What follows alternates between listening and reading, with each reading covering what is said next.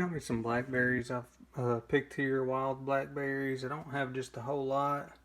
I'm going to try to make a single jar of jam with those. Of course, the first thing I'm going to do is wash them up. Now these berries are washed, I'm going to use this avocado crusher and I'm just going to crush them.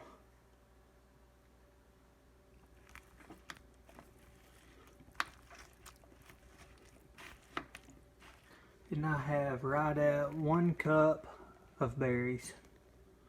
I'm going to go ahead and get me some water boiling in this large pot. I'm going to go ahead and start heating it because it's going to take a while to heat. I bought these at Walmart. They were pretty inexpensive. Silicone canning rack.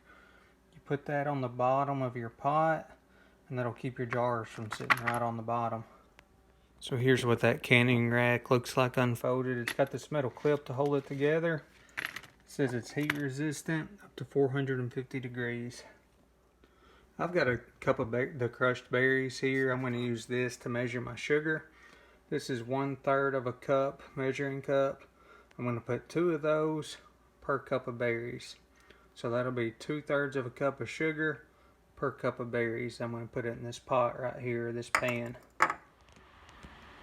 Got the berries in there. There's 1/3 of a cup. And this will make 2/3 of a cup of sugar. Now I'm going to turn the oven to, or the stove to medium heat. Got it right there in the middle. I'm going to slowly bring it up to a boil. I'm going to stir it so it doesn't burn on the bottom. Let that sugar dissolve in there.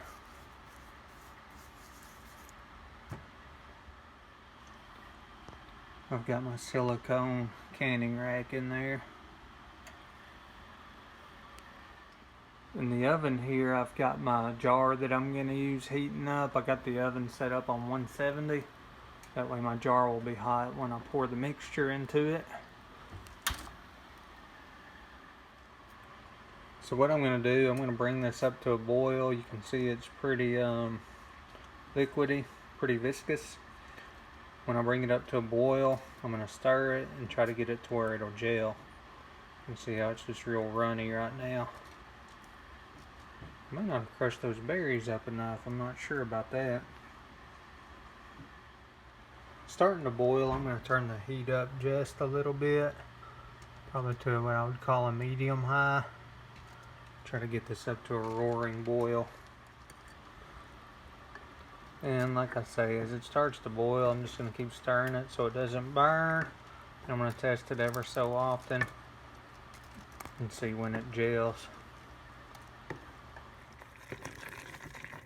The recipe I have says cook down to its gelling point. I'm not sure just how thick I ought to cook it down to. Thinking about going ahead and pulling it and trying that. May not be thick enough, but it is starting to get thicker there.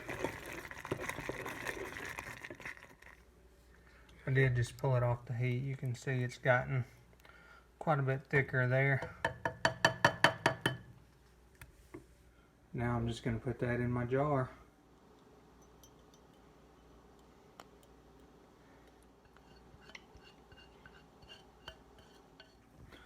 Well, I only got about half a jar there. I hope that's not too much headspace. I don't really know much about that. Alright, I wiped down that rim, put the lid on. Now I'm going to put it in my water bath over here.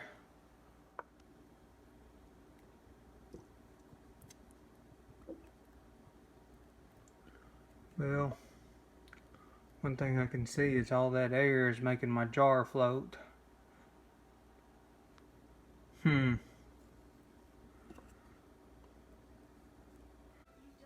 didn't finish recording this video. I didn't have enough water to cover the jar. I filled it up to about there and boiled it for about 15 minutes. So I'm keeping this jar in the fridge.